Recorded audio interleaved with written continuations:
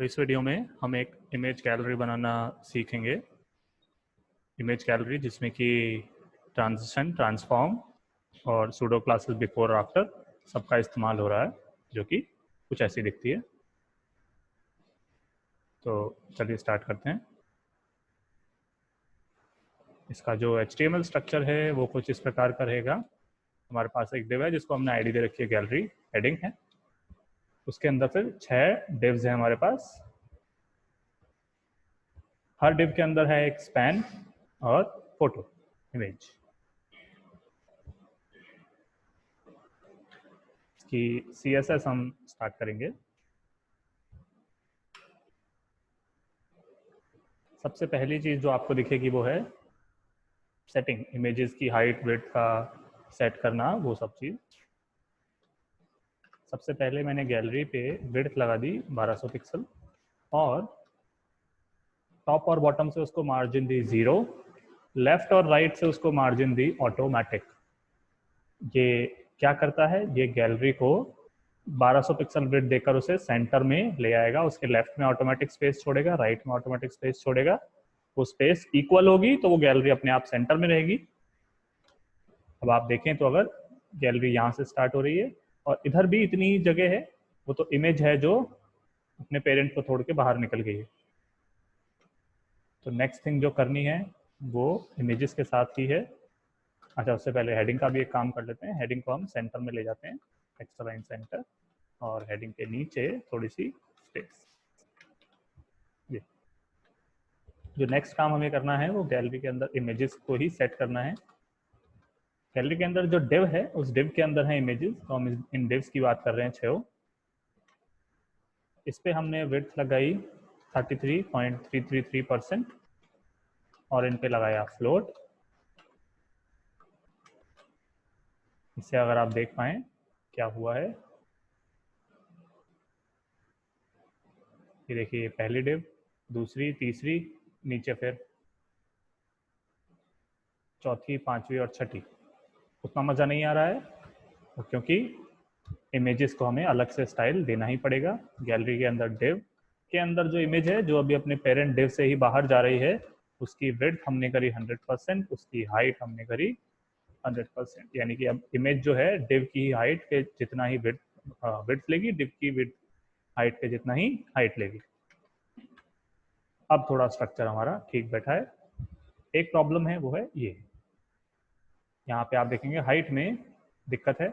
ये तीनों इमेजेस चूंकि एक जैसी हाइट की हैं तो इनका सेम आ रहा है हाइट एंड विड्थ। यहाँ हाइट में डिफरेंस है, तो हाइट भी हमें इस डिव की स्पेसिफाई करनी पड़ेगी। विड्थ के साथ साथ 280 पिक्सल्स की मैंने इनकी हाइट स्पेसिफाई कर दी। अब आप देखेंगे सब एक बराबर हो गया, हाइट और विड्थ सबकी एक जैसी है। ये जो स्पैन है इसको हमें अलाइन करना रहेगा।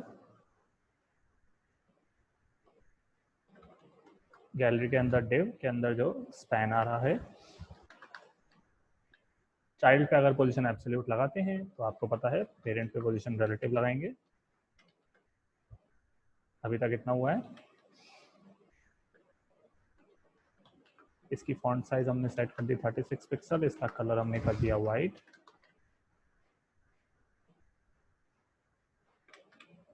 ये हुआ।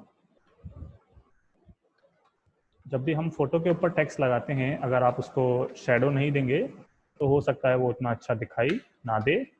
फोटो के कलर्स और उसके कलर्स मिक्स हो जाएं, मर्ज हो जाएं, इसलिए हम उसको दे रहे हैं शेडो, ताकि वो और अच्छा सा दिखाई दे जाए। अब आप देखेंगे टेक्स्ट हमेशा हर फोटो के ऊपर क्लियर है, पर ये टेक्स्ट आना चाहिए सेंटर में।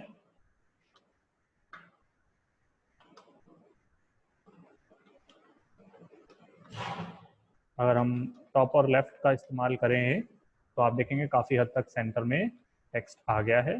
35% कर देते हैं टॉप को। अब टेक्स्ट काफ़ी हद तक सेंटर में है।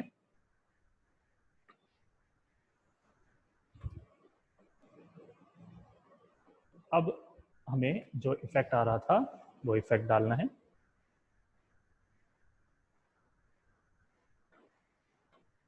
गैलरी के अंदर जो डिव है के अंदर जो इमेज है, जब उस पर हम माउस लेकर जाते हैं, ये वाली इमेज पर जब हम माउस लेकर जाएंगे तो हमें उस पर ट्रांसफॉर्म करना है। हमें उसे रोटेट करना है, हमने उसे 6 डिग्री रोटेट किया, ये। अब यहाँ दो चीजें हैं जो नहीं होनी है। पहला, अगर आप देखें पूरी की इमेज ही रोटेट हो जाती है तो आप देखेंगे नीचे की तरफ और यहाँ राइट साइड में आपको ब्लैंक एरिया दिखाई दे जाता है।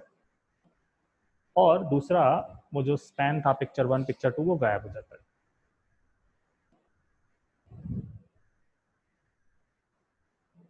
जो डिव है इमेज का पेरेंट, उस पर हमने अगर एक प्रॉपर्टी लगाई ओवरफ्लो हिडन, उसके बाद हमने कहा कि इमेज के हवर पे रोटेट कराइए उसे 360।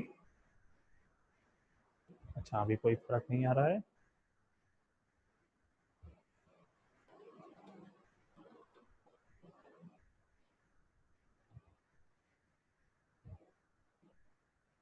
तो मैंने दो तरह के ट्रांसफॉर्म लगाए हैं, रोटेट एंड स्केल साथ साथ।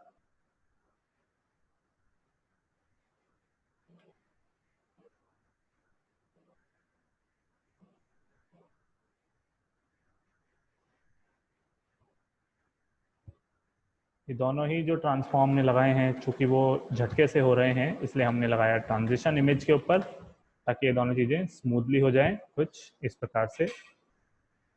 वो जो साइड का कॉर्नर है वो 6 को हमें थोड़ा सा एडजस्ट करना पड़ेगा, रोटेशन जो है हमारा।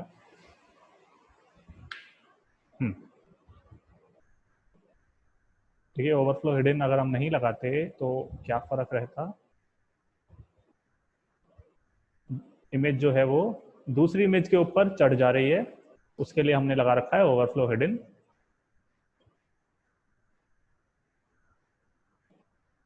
स्पैन जो गायब हो जाता है उसके लिए हमें जेड इंडेक्स प्रॉपर्टी का सहारा लेना पड़ेगा।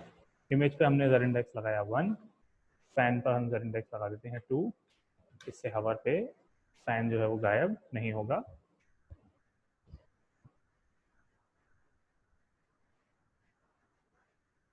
फाइव डिग्रीज करना था इसको।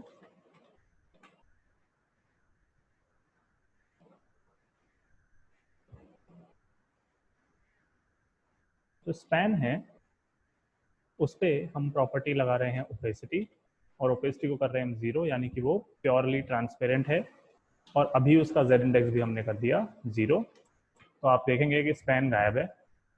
अब वो स्पैन हमें कब चाहिए, हमने कहा गैलरी के अंदर जो डिव है, गैलरी के अंदर जो डिव है जब उस पर ही हवर होगा तब उसके अंदर आने वाला जो स्पैन है उसका जेड इंडेक्स आप कर दीजिए 2, उसकी ओपेसिटी आप कर दीजिए 1। और ये दोनों काम हम चाहते हैं स्मूथली परफॉर्म हो, इसके लिए स्पैन पर भी हमने लगाया ट्रांजिशन।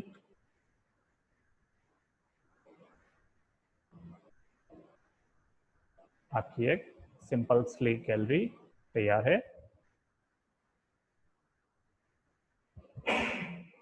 Thank you.